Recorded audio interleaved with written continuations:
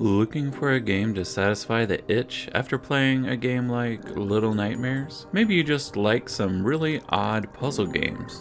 Well, welcome to the Still Grizzlies channel, where we are reviewing a game that satisfies both of those itches. We are looking at Darq, the Complete Edition, a stylistic horror game where your dreams come to life. This one flew under the radar for me, but I picked it up to play it, and boy was I surprised. Are you wanting to know, should you play it? Well, that's why you're here, so let's get right into it. A dark and morose world where things are not like they seem. You play as Lloyd, a young boy stuck in a lucid dream that he just can't seem to wake up from. You'll explore the dream world solving puzzles while it's clear something awaits for you in the dark. A 2D side-scroller with a simple formula causing the gameplay and environment to go hand in hand. The stunning visuals helps this game stand out, a monochrome world with lighting causing elements to pop on the screen. Sprinkle in enough horror to make it just unnerving enough. Enough horror to make you jump, but you don't jump in this game. Instead, the levels are designed around the way you move in the game, forcing the world to move around you. If you try to solve a puzzle, take a step back and sometimes a different perspective to help solve that puzzle. Literally turn the world upside down. The way to survive, which is in part to the gameplay, is that stealth is a key factor. You have to use the world around you to help you hide and find your way through areas. Careful that you may get used to the monotony of stealth encounters, as this game does have a few jump scares up its sleeve that they bring out at the most unexpected times. The gameplay is basic for the game, but that does not draw back on the game at all. The animations are smooth as Lloyd climbs, walks, runs, and interacts with objects. With the environment moving around you as you traverse walls, it only solidifies that dream state you're in.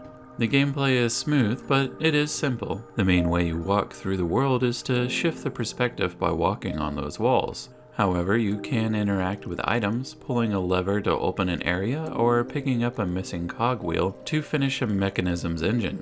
This leads you to the game's puzzles. Typically they are short and easy to figure out, though there were a few times I would repeat something over and over, trying to figure out where to go. Scratching my head, I would test running past someone only to be caught. That's what makes Darq unique, in that sometimes you have to think outside the normal confines of a video game. That may be because what you need, like the missing cogwheel, could be on the ceiling or behind an elaborate jigsaw puzzle that you have to piece together. This may lead some to be frustrated, which I found myself at times struggling as well. Overall, the gameplay did mesh well with this type of game. If you're looking for an easy game, then you may need to look elsewhere, as this game does provide a tiny bit of a challenge.